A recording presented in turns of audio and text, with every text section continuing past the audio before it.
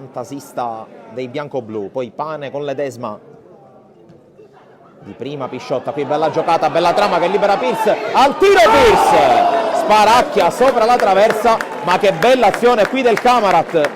Cuffaro con il cross, il velo di Osvaldo, la palla poi torna da lui, c'è Pierce, spalla alla porta, Pierce controlla, va giù, palla che finisce, buona per Guadalupe!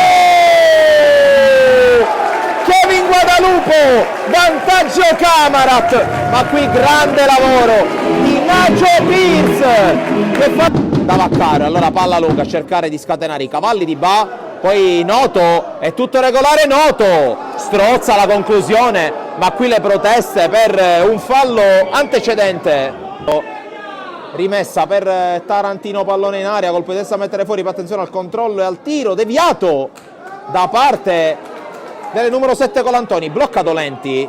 Guadalupo si propone Osvaldo, la palla è per lui, scambia ancora un Guadalupo che cambia fronte, va da Pierce, posizione regolare di Nacho Pierce che mette in mezzo il pallone, prova ad arrivare Osvaldo, c'è sul secondo palo Pisciotta, Di Paola apre il compasso e salva.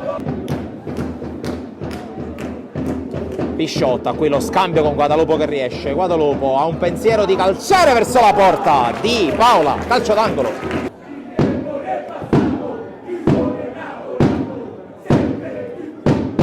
Intanto battuta lunga, colpo di testa, Ledesma nel posto giusto, al momento giusto, 4-0, Matteo Ledesma.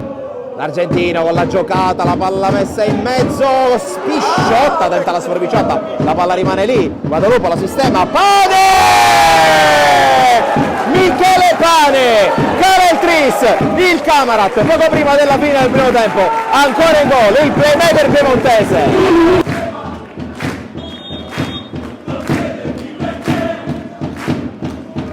Colpo di testa di Caronia, Pisciotta, palla fuori, non di molto, quello di Cruciata, intanto prova a passare Guerreiro, Guerreiro lato corto, palla in mezzo,